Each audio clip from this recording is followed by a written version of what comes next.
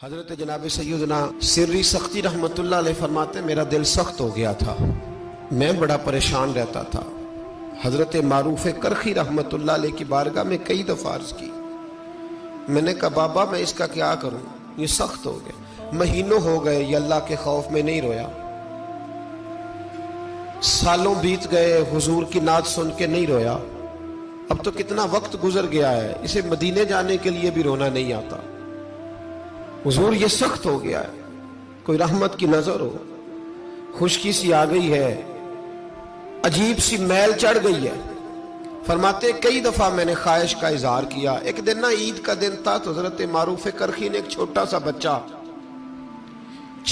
بچہ انگلی کے ساتھ لگایا ہوا تھا، تو حضرت آ رہے تھے تو میں نے کہا حضور آپ کدھر سے آ رہے ہیں، یہ بچہ کون ہے؟ فرمانے لگے یتیم ہے۔ سارے بچے عید والے دن اخروٹ کے ساتھ کھیل رہے تھے، بیچارے کے پاس اخروٹ کوئی نہیں، تو حضور آپ کیا کریں گے؟ تو حضرت معروف کرخی کہنے لگے پیسے تو میرے پاس بھی کوئی نہیں اخروٹ خرید کے دینے کے، میں یہاں سے کھجوروں کی گٹھلیاں چنوں گا، وہ گٹھلیاں بازار میں بک جاتی ہیں، میں یہ گلیوں سے گٹھلیاں چنوں گا اور چن کے میں نے کہیں بیچوں گا، اور جب میں انہیں بیچوں گا تو پھر یتیم کے لیے 2-4 اخروٹ خریدنے کے قابل ہوں گا، پھر میں اسے اخروٹ خرید کے دوں گا۔ پتہ نہیں کہاں کی بات سنا رہا ہوں میں آپ کو، اور پتہ نہیں کہاں کا ذکر کر رہے ہیں بابا جی۔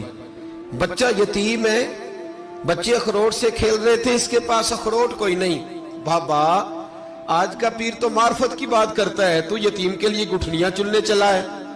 آج کا پیر تو کہتا ہے میں اسی والے کمرے میں بیٹھ کے تمہیں بڑا عرش کے اعلیٰ کی بات بتاؤں گا، یتیم کے لیے گٹھلیاں چننا، مدرسے کے طلباء کی نوکری کرنا، یتیموں کا، غریبوں کا، ان مجبوروں کا خیال کرنا، یہ تو رواج ہی نہیں ہے آج کا۔ بابا تو کیا کہانی سنا رہا ہے؟ تو حضرت معروف کرخی کہنے لگے گٹھلیاں چنوں گا، پھر انہیں بیچوں گا، پھر جب کچھ پیسے ملیں گے نا تو میں اسے اخروٹ خرید کے دوں گا، اور فرمانے لگے جب یہ اخروٹ سے کھیل کر ہنسے گا نا تو اللہ میرے دل کو سکون عطا فرمائے گا۔ میں گٹھلیاں چننے جا رہا ہوں، میں مزدوری کرنے، تیری تلاش میں پھرا میں جنگل، پہاڑ اور دشت میں۔ تو حضرت سری سختی فرماتے ہیں میرے گھر میں پیسے تھے، میں نے کہا حضور اگر یہ نوکری مجھے مل جائے تو میں غلام جو ہوا، اگر مجھے دے دے یہ نوکری تو میں نہ کر لوں؟ فرمانے لگے تو کر لے۔ فرماتے میں اس یتیم کو پہلے گھر لے گیا، وہاں سے میں نے پیسے لیے، پھر بازار لے گیا، کپڑے خریدے، اس کے لیے ٹوپی خریدی، پھر میں نے اسے 2 کھجوریں کھلائیں، پھر اخروٹ خرید کے دیے۔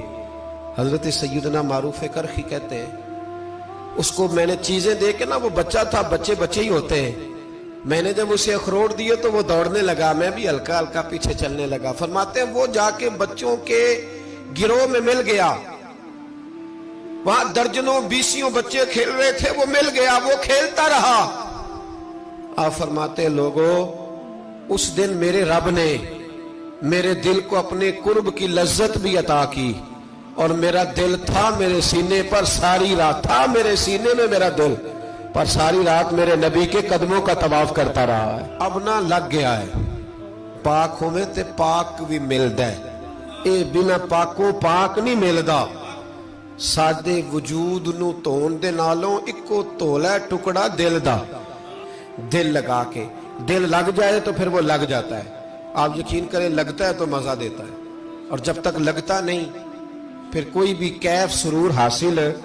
امام زین العابدین رضی اللہ تعالیٰ عنہ مولا علی شیر خدا کے پوتے، امام حسین کے صاحبزادے،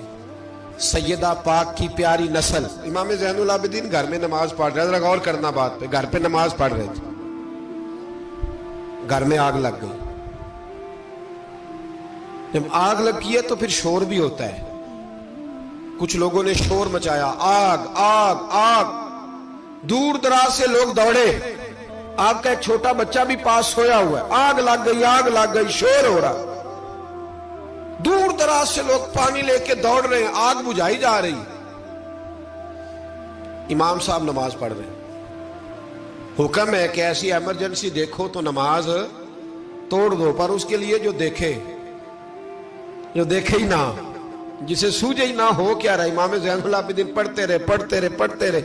نماز مکمل ہوئی تو آپ کی زوجہ کہنے لگی اللہ آپ پہ رحم کرے، گھر میں آگ لگ گئی تھی، سارا محلہ، سارا گاؤں، سارا شہر ٹوٹ پڑا، بچہ سویا ہوا تھا، آپ نے توجہ ہی نہیں کی۔ تو آپ فرمانے لگے ہلکی سی بن بناہٹ ہوئی تھی میرے کانوں میں، پر میں اللہ کی نماز پڑھ رہا تھا، پر میں اپنے رب کی میں اس کی نماز پڑھ رہا تھا، تیرے عشق کی انتہا چاہتا، تیرے عشق کی انتہا چاہتا، تیرے عشق کی انتہا چاہتا، میری سادگی دیکھ کیا چاہتا ہوں، ذرا سا تو دل ہے مگر شوخ اتنا، وہی لن ترانی سنا چاہتا ہوں، مجھے کیا خبر ادھر کیا ہو رہا، ادھر میں تو اس کے ساتھ میرا تعلق تھا، میں تو اللہ کی بارگاہ میں حاضر تھا، مجھے کیا پتا۔ بی بی کہنے لگی آگ لگ گئی تھی، تو فرمانے لگے بھلی مانس چپ کر، تم دنیا کی آگ بجھا رہے تھے، میں جہنم کی آگ بجھا رہا تھا، تم لوگ اپنے شور میں تھے تو میں اپنے ذائقے میں۔ الذین ہم فی صلاتہم خاشعون، فرمایا یہ لوگ اپنی نمازوں میں عاجزی کر دل لگا کے کرتے ہیں جو کرتے ہیں۔ وہ بڑی خوبصورت مثال ہے، حضرت رومی نے لکھی ہے، بڑی مشہور بھی ہے۔ ایک نمازی نماز پڑھ رہا تھا، میری طرح کا نمازی، مجنو اس کے آگے سے گزر گیا، لیلا کے گھر جا رہا، تو نمازی اتحیات پہ تھا، اتنی دیر میں اس نے بھی نماز مکمل کر لی، تو پیچھے سے جا کے مجنو کا گریبان تھاما، کہنے لگا شرم نہیں آتی تجھے، مسئلے کا نہیں پتا، نمازی کے آگے سے نہیں گزرنا چاہیے؟ تو کہنے لگا یار معاف کر دو، مجنو کہنے لگا معاف کر دو، غلطی ہو گئی، حالانکہ شہزادہ تھا، پر معافیاں کیوں مانگ رہا ہے؟ اس لیے کہ کسی سے دل جو لگ گیا ہے، عاجزی آ گئی، ان کے چل یار معاف کر دے، تیری مہربانی، نمازی ناراض نہ ہو جائے، نمازی بڑے ڈاڈے ہوتے ہیں، کئی دفعہ بڑے سخت ہوتے ہیں، نمازی تھا بڑا پکا، تو وہ کہنے لگا نہیں، نماز خراب کر دی تو نے، تجھے پتہ نہیں آگے سے نہیں گزرنا چاہیے، اور ویسے بھی زمانے کا رواج ہے، جو معافی مانگ لے لوگ سمجھتے ہیں بزدل ہے، یہ بھی بڑا مسئلہ ہے، آپ تھوڑا سا کہہ دیں کہ جب دیکھی جائے گی جو ہوگی، لوگ سمجھتے ہیں نہیں ہے دم کم، معافی مانگ لے سامنے والا بگڑ جاتا ہے، الا ماشاءاللہ، لیکن اس کا مطلب یہ نہیں کہ ہم معذرت کرنی چھوڑ دیں، وہ اگر بری عادت پہ ہے تو ہم نے اپنی اچھی عادت کو قائم رکھنا ہے، تو کہا جناب معاف کر دے، تو نمازی کہنے لگا نہیں تجھے عقل نہیں ہے، نمازی کے آگے سے نہیں گزرنا چاہیے۔ پھر مجنون نے بڑی بات کر دی، پھر ایک عاشق نے عاشقوں والا جملہ بولا، پھر ایک محبت کرنے والے نے بڑی بات کی، کہنے لگا یار نمازی میں تو معافی مانگ رہا ہوں تو نہیں دے رہا، چل ایک سوال کا جواب ہی دے دے کہ میں تو عورت کے عشق میں جا رہا تھا، مجھے تو نظر نہیں آیا کہ تو نماز پڑھ رہا ہے، میں تو بی بی کے عشق میں تھا، مجھے تو نظر نہیں آیا، تو بتا تو رب کے عشق میں تھا، تو مجھے کیسے دیکھ رہا تھا، میں تجھے کیسے نظر آیا، حالانکہ تو اللہ کے عشق میں کھڑا تھا، مالک حقیقی کی محبت میں تیری میرے اوپر نظر کیسے پڑ گئی، میں تو عورت کے عشق میں تھا۔